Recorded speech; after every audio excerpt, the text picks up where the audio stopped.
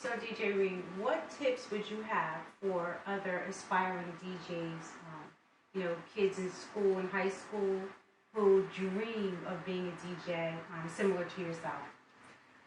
Learn your music, learn your history, and build your brand. Those are probably the most important things. And perfect your craft.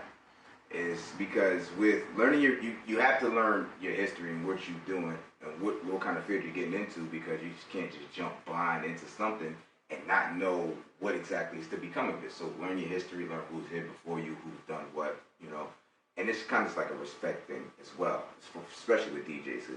Older DJs, they definitely look for that respect. Speaking of that, who are some of your favorite artists? My favorite artist, and my all-time favorite artist is Jay-Z. Jay-Z, because he's embodied so much just in his artist lifespan, and he's done more just outside of being an artist. So he's like the guy who I idolize the most. I listen to a whole bunch of different genres of music, so like. Okay, so besides hip hop, who I'd say in R&B, and then maybe like classic music, who's your favorite? R&B. I heard Earth, Wind and Fire. Am I wrong? Earth, Wind and Fire, they're one of my favorite all-time classics, and this song, my all-time favorite song is September, because it's just like a party, and I like to party and I like to have fun, and they just that song right there just embodies everything, just like a party. And a classic, way back in the day song. Yeah. We have Earth, Wind and Fire. That's it. And yeah. What about an R&B song today? R&B song today? What is like the most requested song?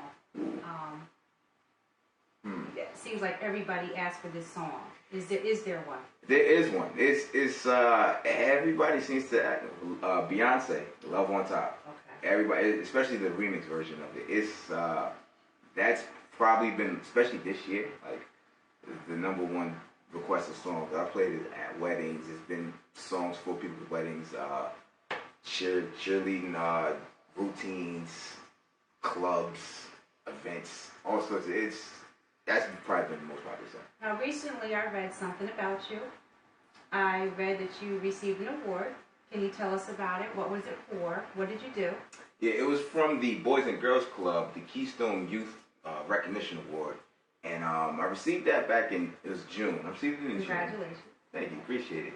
It was an award that was basically, the Boys and Girls Club recognized my work that I've done with the community, especially helping them out with just the number of events and just my role just to help give back to the community. And being that I'm such a young individual, a lot of people expect the help to come from the older generations and whatnot, but being that I'm still like, mid-20s and still contributing, they look for more people like me. So would you consider, I would consider you a mentor. Do you consider yourself a mentor and a role model? I do. I do consider myself a mentor and a role model because, I'm a positive individual and I would like others to look up to me, especially for the kids and the youth that's growing up now. Absolutely. I did just doing like the workshop, like I do DJ workshops in there, and I see just the way the kids kind of just flock to the music. So this DJ workshop, this is just for the kids. Like, can I come? Because I'm dying to just learn. I mean, we can set something up for you. We can set something up for anybody else that wants to DJ. I'm sure there's other teenage students from the high school and the middle school wondering, what about us? So, would you, if you were asked to go out to a school, would you go out and teach and talk to them and teach them how? Oh yeah. Oh yeah, I would definitely do that. Like I said, I'm willing to. I have the skills and I'm willing to pass what I've learned to others who want to do it. Even if you just want to, take it seriously or just have fun with it. It could be a hobby for most, or if you figure, this is what I want to do. Hey, by all means, I'm here. That's what I'm here for. I bring out the equipment, the 1200s. The turntables in the mixer, so I keep it. I'm already lost. The 1200s. Okay. That's the classic turntable, 2 turntables in a mixer. So I keep that. I bring those out, especially when I'm teaching my lessons. Now speaking of that, when somebody wants to go ahead and become a DJ, this equipment, can they buy it from like a flea market? Because I'm sure it's expensive. Like, just to get started, what do you need? Well, I always tell people what you need is you need a laptop, first and foremost, because that's going to carry your music.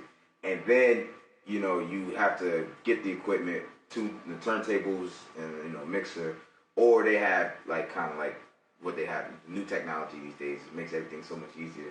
Like DJ controllers, and they're like little small. It's like probably like this big, and it has the two turntables and a mix. It's like all in one built in, you know. So that's right there. But I purchased my first piece of equipment from somebody else. I got it secondhand, so it was like, you know. So they can kind of go to like a flea market in the area and look for stuff. You go to flea markets, you can get order it online, auctions. cheap. Yeah, I would try, I would definitely try to get it secondhand, because you'll appreciate the equipment secondhand, because it might have some history to it. You never know, first and foremost, and you'll be able to kind of work up to build what you need, because that's how you appreciate your stuff more, your craft, your equipment, and your skill more, because you start from the bottom and you kind of work your way up, with the basic equipment, and then just kind of build piece by piece.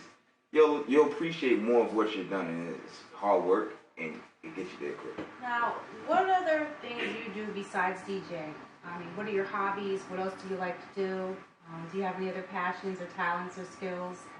Well, DJing is my main thing. That's but in my spare time, I'm a computer geek. Quiet as kept. Nobody really understands that. Yeah, a lot of people don't. I really don't put it out there. But I'm into computers, building, breaking down computers and whatnot, so forth. Wow, fixing them and really fixing them, putting them together, parts, and all that. So that I'm real into. And what else? I used to be able to do a lot of things. I kind of just slowed down a lot. I used to cut hair. What is downtime? Oh, okay, cutting hair. I used to cut hair. Like in college, I was the guy.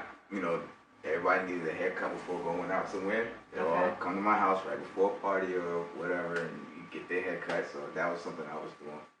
What other projects are you working on now? I mean, earlier on we talked. You said that you, I guess in the beginning, did mixtapes. Do you have a mixtape coming out, a CD? Do you have any projects with any of the producers or anybody in the area? I have a studio album that's coming out hopefully by the mid 2013. It should be out, maybe even sooner, hopefully. We're featuring a bunch of local artists that actually have talent. We're trying to restore the feeling of hip hop and whatnot. More so the hip hop album. So we're trying to just bring back that old feel of hip hop and how it, once was. So we're getting a bunch of artists together and recording now for everything. I actually also have like other promo CDs that I do, like depending on the genre. Like I have like party CDs that I make, club CDs, and stuff like that. And I also hosting a couple series of mixtapes for up and coming artists as well. So those are in the works. Everything should be out within the next couple months. Okay, so hip hop is not dead. Hip hop is not dead. A lot of people say that. I feel like it's not dead. It's just the face of it changed. That's all. That's all that is. It's, hip hop is still hip hop. What is the craziest or weirdest thing that has ever happened when you were in the club or at a party DJing?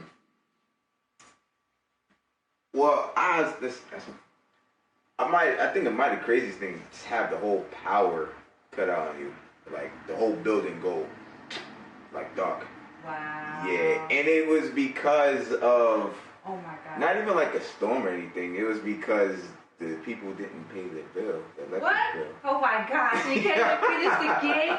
Did you get paid? I still got paid because it wasn't my fault per se, so I had nothing to do with that. But nor did the promoters. So it was the venue had their power cut off in the middle. That is embarrassing. It was just like, all right, everybody's sitting there like, what's going on. Initially, they'd be like, oh, it's the DJ's fault. But then when you go to the bathroom, there's no lights in there. By the bars, no lights. It's like, okay. I have never heard. Well, I mean, if you DJ'd somewhere, and let's say the weather was real bad and people couldn't get to it, and it was like maybe just 30 people, would you still DJ? Would you still give it your all? I treat every event like it's 100 people or it's a packed house. Regardless if it's 10 people in there, 5 people in there, I give them all. Because those 10 or 5 people who are in there they come out to have a good time. 10 of us in there, we still can get down. Okay. Oh yeah, I make sure everybody. My purpose is to entertain. Regardless how many people's there, still got to entertain. That's what I came to do. Okay. And I make sure that those 5, 10 people, they might do your job. Yeah, they might be like, oh, it was empty, but we still had fun. That's all I'm there for. And that's